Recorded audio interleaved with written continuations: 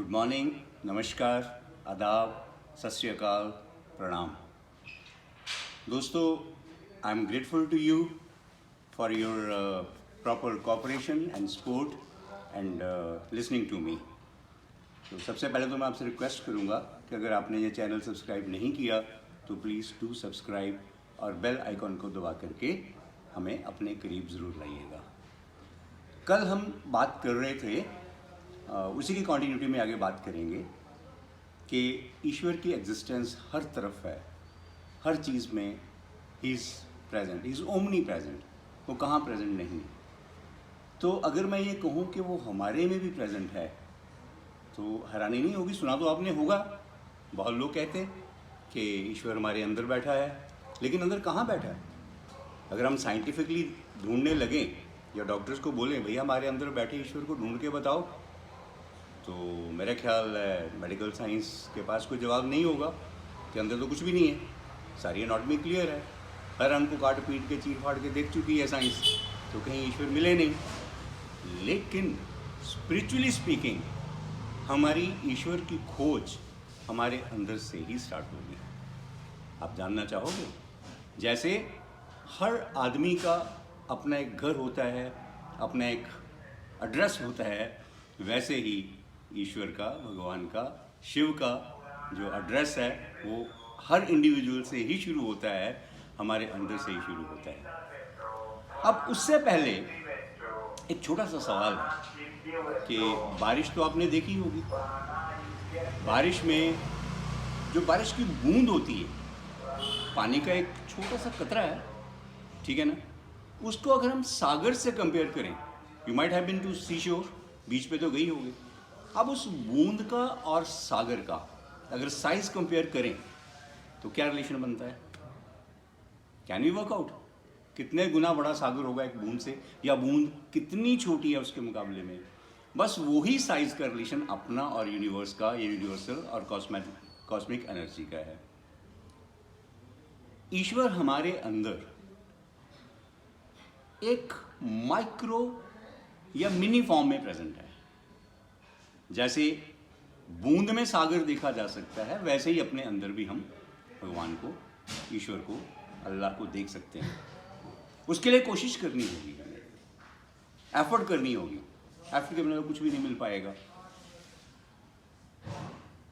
अगर मैं यूं कहूं कि अगर हम अपने अंदर देखें व्हाट वी आर, एक बॉडी है, फंक्शनल बॉडी जो काम करती है, चलती फिरती है, खाना खाती है, सांस लेती है, हृदय धड़कता है, वेरियस अलग अलग फंक्शंस हमारे अंदर चलते हैं। यहाँ तक तो हम सबको पता है, साइंस ने हमें बताया, समझाया, फिजियोलॉजी, एनाटॉमी, ठीक है ना। लेकिन जब हम अपनी कनेक्टिविटी ईश्वर से, गॉड से देखते हैं, तो मैं ये कहना चाहूँगा कि अपना एक तो फिजिकल आइडेंटिटी है, ठीक है, and there is some power which makes us feel alive, which makes us alive, which keeps us alive, जो हमें जिंदा रखे हुए हैं, जिसको स्पिरिचुअली आत्मा या सोल कह देते हैं। यहाँ तक भी आपने सुना, समझा होगा, देखा नहीं होगा, लेकिन सुना जरूर होगा कि शरीर है, शरीर के अंदर एक आत्मा है, सोल है, ठीक है। मैं इसको ऐसे एक्सप्लेन करूंगा कि let's talk this in reference of Hindu mythology. हम कहते हैं कि सारी दुनिया शिव ने बनाई है, ईश्वर ने बनाई है। तो सबसे पहले यही से देखते हैं कि शिव क्या है। शिव सनातन है। शिव का मतलब ही सनातन है, मतलब जो शुरू से है, जिसका कोई आदि नहीं है, उसका पता ही नहीं है वो कब से है। शिव आदि है, शिव अनादि है, शिव अखंड है, शिव अभेद है, और शिव ने ही अपने अलग अलग रूप धारे हुए। यहाँ मैं जब शिव की बात कर रहा हूँ तो मैं त्रिशूलधारी शिव की बात नहीं कर रहा, मैं उस शिव की बात कर रहा हूँ जिसको आप अल्लाह, खुदा, गॉड, भगवान, ईश्वर, अलग अलग नामों से हम याद करते हैं, वाहिगुरु के नाम से याद करते हैं, उसी को हम शिव भी कह सकते हैं। Shiv is a uniform, universal, cosmic energy which is omnipresent, जो हर जगह मौजूद है। अब उसी का अंश हमारा भौतिक स्वरूप है। जो हमारा शरीर है वो उसी शिव का, उसी कॉस्मिक एनर्जी का एक अंश है। हिंदू माइथोलॉजी में 3 मेन देवताओं को माना जाता है, ब्रह्मा, विष्णु और महेश। ये सुना होगा आपने। कहते हैं कि ब्रह्मा जी जो हैं वो रचना करते हैं, सृष्टि की रचना करते हैं, बनाते हैं। अब जब हमने कोई चीज बनानी होती है हमें क्या चाहिए? वी नीड स्पेस, जगह चाहिए ना। मकान बनाना है, जमीन होगी तभी वहां पे बिल्डिंग खड़ी हो पाएगी। So in a way the space around us, जिसमें सारा ये ब्रह्मांड कंस्ट्रक्ट हुआ है, जिसमें सारी सृष्टि बनी है, जिसमें ये धरती बनी है और जिसमें हम सब एग्जिस्ट करते हैं, तो ये इसकी कंस्ट्रक्शन के लिए भी स्पेस चाहिए थी। The form of cosmic energy which is taken as the owner of the Brahm, हम उसे ब्रह्मा के नाम से भी याद कर सकते हैं। तो जो स्पेस हमारे चारों तरफ है वो स्पेस हमारे अंदर भी है। हम अपना मुंह खोल के देखें, there is space within, there is space in our nostrils, there is a space where we ingest the food, हम खाना खाते हैं अंदर जाता है, स्पेस है तो जाता है, हजम होता है। देयर इज स्पेस जिसमें हमारा खून चलता है, आर्टरीज एंड वेन में स्पेस है, चलता है। तो there is a space within us. तो जो स्पेस हमारे अंदर है, क्या उसको हम बाहर की स्पेस से लिंक कर सकते हैं? जैसे पानी की बूंद को हम सागर से लिंक करते हैं, वैसे ही अपनी अंदर की स्पेस को हम ब्रह्म से या ब्रह्मांड से लिंक कर सकते हैं। और वो जो स्पेस अपने अंदर है वो ही ब्रह्म का एक अंशक स्वरूप है, या कह लो कि ब्रह्मा अंशक स्वरूप में उस स्पेस के रूप में हमारे अंदर भी विराजमान है। क्लियर? हमारे शरीर में स्पेस के अलावा जो भौतिक स्ट्रक्चर है, हमारी स्किन होगी, फ्लैश हो गया, ब्लड हो गया, हमारी बोन्स होगी, all physical forms they are also, उसको भी हम ईश्वर का अंशक स्वरूप मान सकते हैं, कह सकते हैं। या उसको ऐसे कहें कि वो शिव का एक अंश है, शिवांश है, तो भी गलत नहीं होगा। ठीक है। अब तीसरा जो मेन देव है जिसको हिंदू मानते और पूजते हैं, विष्णु। विष्णु भी हमारे अंदर बैठे हुए हैं। किस फॉर्म में बैठे हुए? द लाइफ, द सोल, जो हमें जिंदा रखे हुए। आपने एक लिविंग और डेड आदमी में फर्क देखा है कि अचानक जिंदा शरीर में से कुछ चीज चले जाती, निकल जाती और वो एकदम से गिर जाता है, ऑपरेशन लेस हो जाता है, फंक्शन लेस हो जाता है। तो वो चीज जो हमें जिंदा रखे हुए, वो करंट जो हमें जिंदा रखे हुए है, वो उसे आप विष्णुवंश भी मान सकते हैं। ठीक है।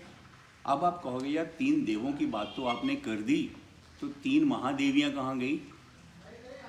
सरस्वती, लक्ष्मी और दुर्गा शक्ति, उनकी बात भी कर लेते हैं। सरस्वती जो है वो ज्ञान की देवी मानी जाती है। एग्रीड? तो हर इंसान के पास एक ज्ञान कोश है या नहीं? मेरा एक अपना ज्ञान है, मैंने कुछ देखा, सीखा, समझा और वो अपने आप में उसे रखा मेरे में है, जो मैं एक्सप्रेस कर रहा हूँ, अपने नॉलेज को आपसे शेयर कर रहा हूँ। तो वो जो ज्ञान है जो मेरे अंदर है, वो ब्रह्मांड के टोटल ज्ञान का एक छोटा सा अंश है, ज्ञानांश कह सकते हैं हम उसे। वो ज्ञानांश जो है वो माँ सरस्वती की प्रेजेंस है हमारे शरीर में। सिमिलरली माँ लक्ष्मी हमारे अंदर ममता के रूप में बैठी हुई हैं। अटैचमेंट, प्यार, प्रेम, एक दूसरे के प्रति कशिश। आप अपने घर में निगाह मारिए, आपके क्लोज रिलेशंस, आपके माँ बाप, बहन भाई, स्पाउस, बच्चे, इन सब से अटैचमेंट है ना। यही नहीं, अटैचमेंट आप देखिए आपके अपने पेट्स के साथ भी है।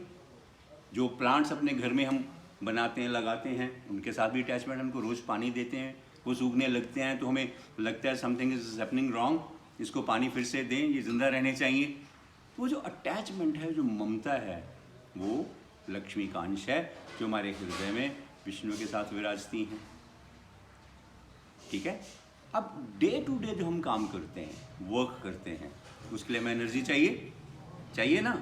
वो शक्ति जो काम करने के लिए हमें एम्पावर करती है। चलना है तो मुझे शक्ति चाहिए, कुछ खाना है, चबाना है तो शक्ति चाहिए, कोई भी काम करना है तो शरीर में एनर्जी तो चाहिए। वो माँ दुर्गा का आंशिक स्वरूप है।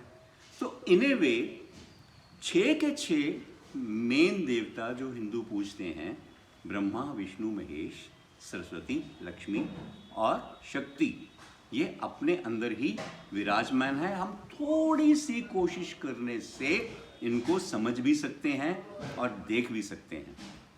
अब सवाल ये पैदा होता है कि क्या ये अलग अलग आइडेंटिटीज़ हैं? क्या वाकई कोई 3 सिर वाले ब्रह्मा जी हैं, या वाकई कोई चक्रधारी विष्णु जी हैं, या त्रिशूलधारी कोई शिव हैं? यहाँ भी थोड़ा सा कन्फ्यूज़न है।